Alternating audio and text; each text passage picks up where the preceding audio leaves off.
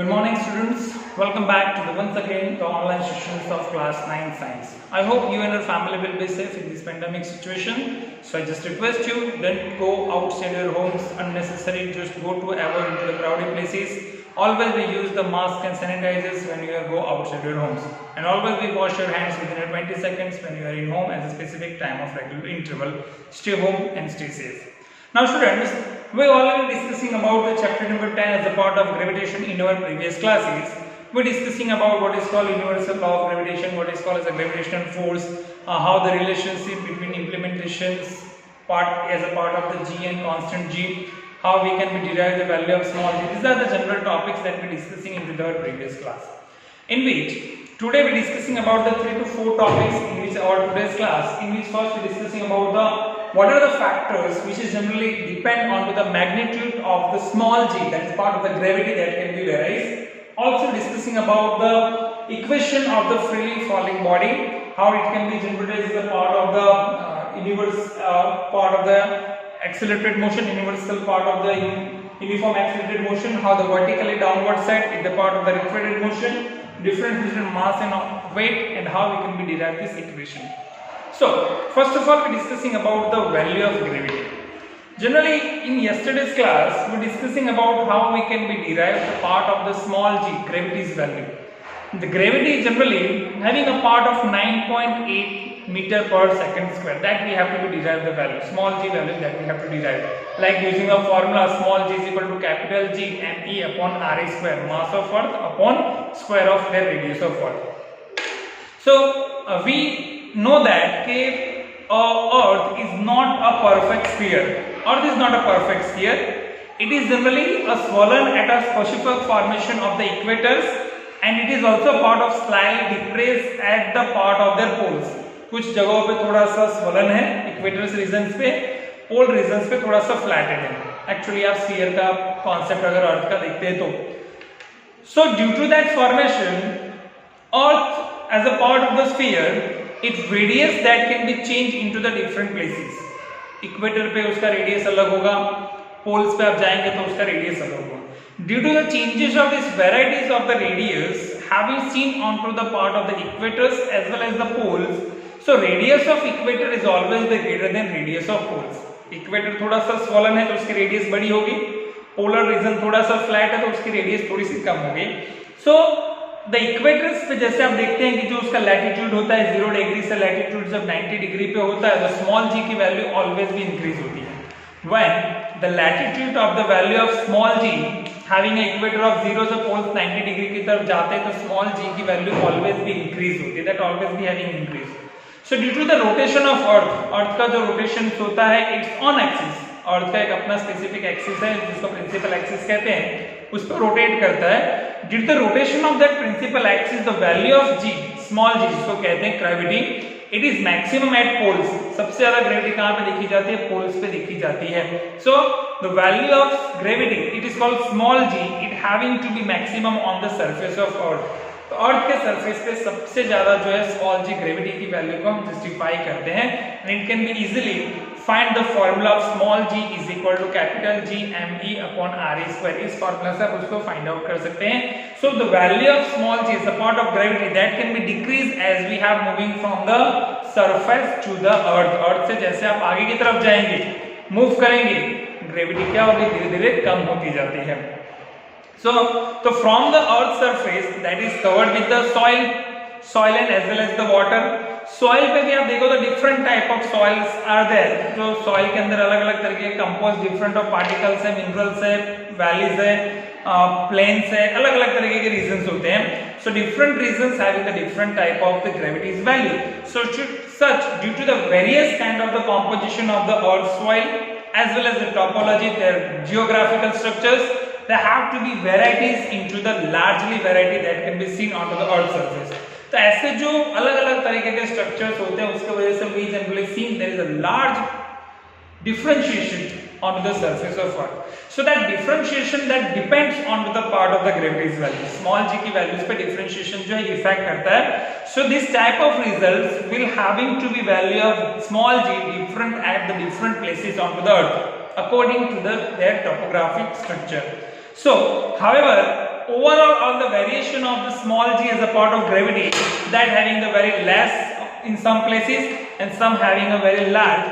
So it is generally a constant we have to taking is a 9.8 meter per second square. तो small g की value जो होती है वो 9.8 meter पर सेकंड स्क्वायर के अप्रोक्सीमेट में हम उसको कंसीडर कर सकते हैं. So that is generally a magnitude of g that can be varies due to the structure of earth, the type of the radius, the type of the topography, that type of the composition. उसके वजह से g का जो मैग्नीट्यूशन है gravity that can be varies and it will be changed. Now next topic. Now obtain the equation of motion from the freely falling body through using of the uniform accelerated motion. Uniform accelerated motion का use करके हमें free falling body जो है उसके motion को derive करना है. तो देखिए, in previous class of chapter number 9 when we discussing about the force and law of motion in which we discussing about the uniform accelerated motion, उसका वैल्यू हमने डिराइव किया था. So the three equation which is generally considered as a uniform accelerated motion, तीन ऐसे equation है जिसको हम uniform accelerated motion के फॉर्म में कंसीडर करते हैं. Three equations are there. कौन कौन से तीन इक्वेशंस है? पहला इक्वेशन आप देखोगे तो v इज इक्वल टू होगा u plus at. First equation. There are three equation which is only considered as a uniform accelerated motion जिसमें v is equal to u plus at. Okay, उसके बाद दूसरा जो formation हम use करते हैं वो यूज करते हैं s is equal to ut plus 1/2 at square. Second जो फार्मूला है यूनिफॉर्म एक्सेलरेटेड मोशंस के लिए वो है s is equal to ut plus 1/2 at square. Third अगर आपको इंप्लीमेंटेशन करना है then you have to use 2as is equal to v square minus u square. These are the three formulas which is considered as a free falling body of the uniform accelerated motion. अभी इस question के अंदर हमें क्या करना है? Free falling body के लिए इंप्लीमेंटेशन करना है. We have to find out a free falling body of a certain height. Free falling body मतलब क्या? किसी भी एक सर्टेन हाइट से ऑब्जेक्ट को आप रिलीज करते हैं without providing any external force. किसी भी तरह का अनबैलेंस एक्सटर्नल फोर्स दिए बगैर अगर आप उसको रिलीज करते हैं तो उसमें जो स्पीड जनरेट होती है, वेलोसिटी जनरेट होती है, उसको आप क्या कहते हो? यूनिफॉर्म एक्सेलरेटेड मोशन कहते हो. सो अगर हमें यूनिफॉर्म एक्सेलरेटेड मोशन का जो फार्मूला है, इक्वेशन जो है फ्री फॉलिंग बॉडी का, वो हमें डिराइव करना है. So we have to derive the equation of free falling body using this three formula. तो सबसे पहले तो यहाँ पे समझना है कि किसी यहाँ पे एक सर्टेन हाइट h है. तो when we have take the object from the certain height, एक ऑब्जेक्ट को आप सर्टेन हाइट पे लेके जाते हैं तो इनिशियल वेलोसिटी क्या होगी? वहां पे 0. इसका अगर आंसर लिखना है तो u इज इक्वल टू क्या होगा? 0. When you take a certain object specific height h, at time initial velocity is 0.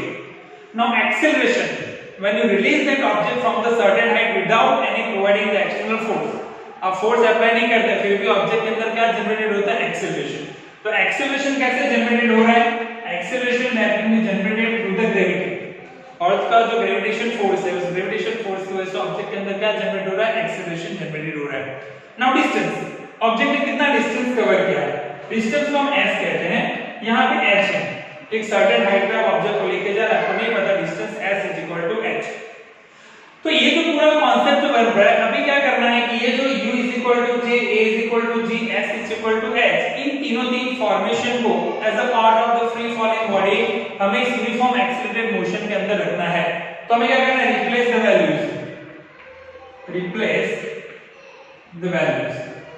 Values को आप रिप्लेस कर दीजिए. वैल्यूज को आप रिप्लेस करेंगे तो v is equal to u की वैल्यू क्या है? 0 प्लस at, a की वैल्यू क्या है? g है. तो क्या हो जाएगा? g into t. तो पहला इक्वेशन बनेगा v is equal to gt. Right? पहला इक्वेशन क्या बनेगा? v is equal to gt. Second equation s की जगह पे हमें क्या लिखना है? h लिखना है. s की जगह पे h लिखना है. तो h is equal to ut. u और t, u की वैल्यू 0 को t से मल्टीप्लाई करोगे तो 0 का 1/2, a की वैल्यू क्या है? g, तो 1/2 gt स्क्वायर, 1/2 gt स्क्वायर. तो h इज इक्वल टू क्या मिलेगा? 1/2 gt स्क्वायर. और यहाँ पे as की जगह पे a की जगह पे g है, s की जगह पे h है, v स्क्वायर और u स्क्वायर की वैल्यू तो 0 है, तो 0. ये जो तीन फार्मूला मिले v is equal to gt as well as h is equal to 1/2 gt square and third 2gh is equal to v square. ये जो तीन फॉर्मूला जो आपने डिराइव किए हैं, this newly obtain equation are generally considered as a equation of free falling body. इन तीनों को आप क्या कहेंगे? These are the equations are generally related to the free falling body of object and which can be generally derived from by using the uniform accelerated motion। तो uniform accelerated motion का use करके आपने ये uniform जो part of the free falling body है as a part of uniform accelerated motion को आपने derive किया है। क्लियर? चलिए, सेम ही कांसेप्ट है पर वहां पे हमें प्रोजेक्टेड वर्टिकली अपवर्ड डायरेक्शन में मूव करना है, इसी फार्मूला का यूज करना है। चलिए अभी थोड़ा सा चेंज करेंगे, थोड़ा सा भी चेंज करते हैं। मान लीजिए कि we have to be obtain equation, हमें एक ऐसा इक्वेशन डिराइव करना है that body perform the vertically upward directions from as a part of the uniform accelerated motion. Vertically upward यानी कि रिफ्रेक्टेड मोशन होगा। कौन सा मोशन होगा? पर रिफ्रेक्टेड मोशन होगा। तो हमें यूनिफॉर्म एक्सीलरेशन मोशन का यूज करके ये वर्टिकली अपवर्ड डायरेक्शन के अंदर फ्री फॉलिंग बॉडी का इंप्लीमेंटेशन करना है। सपोज कि डाउनवर्ड डायरेक्शन से आप किसी भी ऑब्जेक्ट को एक सर्टेन हाइट पर रिलीज कर रहे हैं। अभी यहाँ नीचे से अगर ऑब्जेक्ट को आप ऊपर फेंक रहे हैं तो उस समय आपको क्या अप्लाई करना पड़ेगा? फोर्स अप्लाई करना पड़ेगा। और जिस फोर्स से आप ऑब्जेक्ट को ऊपर की तरफ फेंक रहे हैं, ऊपर जाते जाते उसकी स्पीड क्या होगी? धीरे धीरे उसकी वेलोसिटी रिड्यूस होती है। तो यहाँ पे हमें थोड़ा सा वैल्यू को चेंज करना है। When the motion that is having the projected out vertically upward direction, तो वो मोशन होगा, वो क्या मोशन होगा? रिफ्रेक्टेड मोशन होगा। That is called refracted motion. When the object that perform as a vertically upward direction, it shows the refracted motion। वो कौन सा मोशन शो करेगा? Refracted motion. Since the motion as a part of refracted का मतलब gravitation से opposite direction में जाना। Gravity क्या करता है? ऑब्जेक्ट को अपनी तरफ खींचता है। रिफ्रेक्टेशन मतलब ग्रेविटी से ऊपर की तरफ जाना। तो since the object that is moving as a refracted motion, acceleration क्या होगा? यहाँ पे माइनस जी होगा। एक्सीलरेशन क्या हो जाएगा? माइनस जी हो जाएगा, क्योंकि acceleration that will be generated by gravity पर ऑपोजिट डायरेक्शन में जा रहा है, तो acceleration that becomes the minus g. Now here u की वैल्यू क्या करेंगे हम?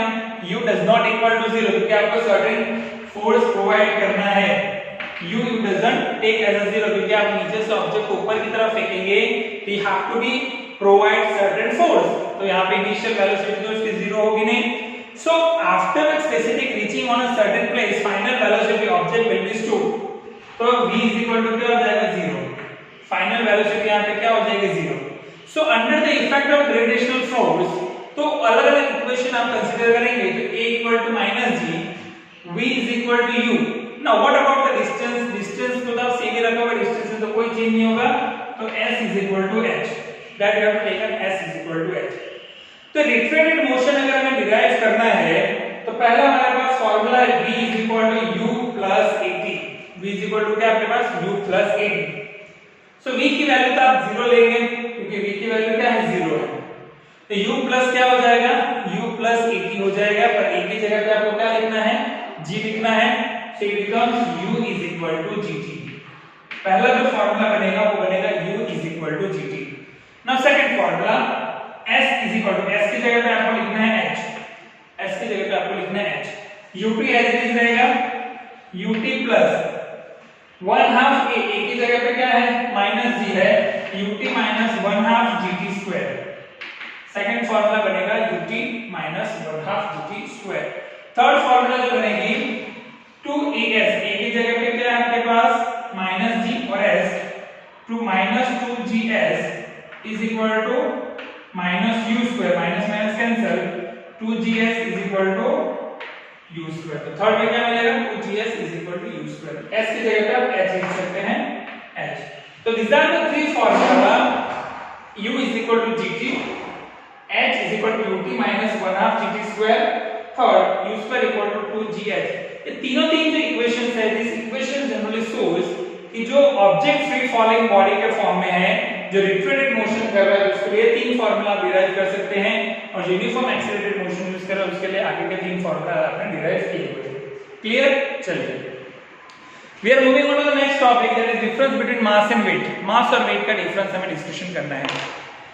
सो एक जनरली अगर आप पर्सपेक्टिव देखें तो मास एंड वेट दोनों वर्ड्स जो है सुनने में थोड़े सिमिलर लग रहे हैं, mass and weight, both the words like looking as a similars as a part of the pronunciation. दोनों वर्ड्स को अगर आप प्रिपरेशन करें तो आपको लगेगा मास और वेट दोनों सेम है, but in terms of physics mass and weight having a different definition, दोनों की डेफिनेशन अलग अलग है। मास हम किसको कहते हैं? The amount of matter that is contained into the object is called mass of the object. The amount of matter that is contained into the object that is generally called as the mass of object.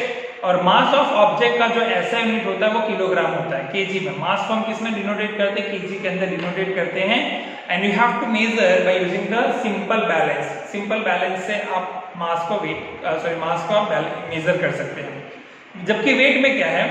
So the force of gravity which acts on a object having a specific mass that is called that is called weight. So the gravity which is applicable onto the object which having a specific mass that is called as a weight. तो जब तक gravitation force किसी भी object, जिस object का मास अगर उस पर अप्लाई नहीं होता है, तब तक it doesn't come into the part of weight. Okay, so weight is equal to what?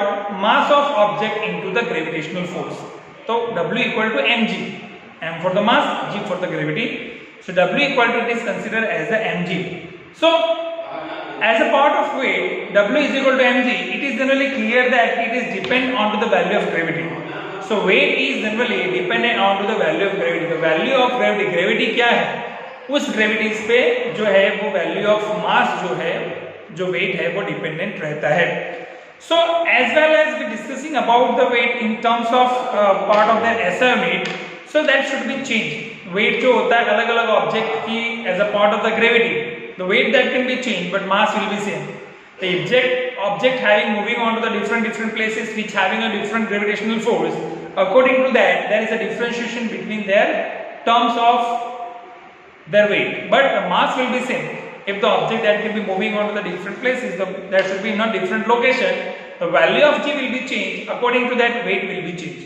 So weight is directly dependent on the part of the gravity, mass will be same. तो इससे conclusion क्या मिलता है आपको कि when the mass of object m, जो mass m है, it always be remain same whether on the earth or maybe in a specific planets, but the gravitational force that can be changes onto the object, it may be change its weight. So moon पे हमारा wait अलग होगा, अर्थ पे हमारा wait अलग होगा, but दोनों पे हमारा मास सेम होगा। अगर आप देखें तो अर्थ और मून के बीच में 1/6 का डिफरेंस होता है। अगर यहाँ पे मेरा 60 kg अगर वेट है तो वहां पे 6 kg हो जाएगा, but mass will be same. Mass never be change, but the gravitational force that can be change. तो उसी के थ्रू मैंने क्या इंप्लीमेंटेशन किया है कि इक्वेशन बिटवीन मास और वेट, उसका अगर मुझे एक इक्वेशन डिराइव करना है तो कैसे इक्वेशन हम डिराइव कर सकते हैं? That is generally called W is equal to mg. So 1 kg of mass is equal to 9.8 Newton wait. 1 kilogram अगर किसी का मास है तो उसका वेट कितना होगा? 9.8 न्यूटन होगा। So if generally we have to be consider an object which having a 1 gram or maybe a 1 kilogram, एक ऑब्जेक्ट कंसीडर करते हैं जिसका मास 1 kg है एंड उस पर ग्रेविटेशनल फोर्स कितना लग रहा है? 9.8 meter per second square. So weight is equal to what? W equal to m into g. So 1 into 9.8 is generally called 9.8 generally part of the Newton. So one weight को आप किसमें major करते हो? Weight is generally measured into the newtons.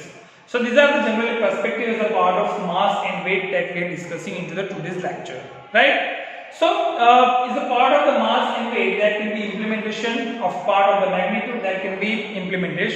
तो ये पूरा topic जो है वो ग्रेविटीज के बारे में है कि ग्रेविटेशन कैसे चेंज होता है अलग अलग लोकेशन पे ड्यू टू देयर टोपोलॉजी, उनका बायोग्राफी क्या है, ये सब सारे कॉन्सेप्ट वो इंप्लीमेंटेशन करके चेंज करता है। उसके बाद फ्री फॉलिंग बॉडी का हम एक्सेलरेशन कैसे डिराइव कर सकते हैं due to the form of uniform acceleration motion. Retarded motion का फॉर्मूला कैसे जनरेट कर सकते हैं by using the uniform acceleration motion, या मास और वेट क्या है, राइट। तो आई होप कि ये जो सेशंस अभी हमने डिस्कशन किया है इस आपको अच्छे से समझ में आया होगा। आई होप कि this session will be easily understandable by you. चलिए कल अभी मिलेंगे नेक्स्ट टाइम में, तब डिस्कशन करेंगे मोर अहेड अबाउट द प्रेशर क्या है, उसके अलावा डिस्कशन करेंगे थोड़ा सा थ्रस्ट और प्रेशर के बारे में, बॉयंसी फोर्स के बारे में, डेंसिटी और रिलेटिव डेंसिटी के टॉपिक्स के बारे में डिस्कशन करेंगे, राइट। तो आज जो टॉपिक डिस्कशन किया वो काफी इंपॉर्टेंट क्वेश्चन है कि स्मॉल जी जो ग्रेविटी की वैल्यूज है वो कैसे डिफर्स करती है, उसके मैग्नीट्यूड्स कैसे चेंज होते हैं, एक्सेलरेशन मोशन जो यूनिफॉर्म एक्सेलरेशन मोशन के फॉर्मूला का यूज करके फ्री फॉलिंग बॉडी जो नीचे की तरफ आ रहा है फ्रॉम द डाउनवर्ड्स, उसका एक्सेलरेशन मोशन कैसे जनरेट कर सकते हैं, उसका फॉर्मूला, उसके साथ साथ ऑब्जेक्ट अगर रिट्रेटेड मोशन में जा रहा है through using UM uniform acceleration motion कैसे उसका इक्वेशन को डिराइव कर सकते हैं, और मास और वेट क्या है, उसका डिफरेंशिएशन क्या है, राइट। चलिए तो अभी मिलेंगे कल, will meet tomorrow with another topic of the another topic with thrust and pressure as well as the relative density. We'll discussing tomorrow. Once again, I request you to keep revising, keep updating your knowledge by using the different digital mediums. Stay safe, stay home, take care, and bye.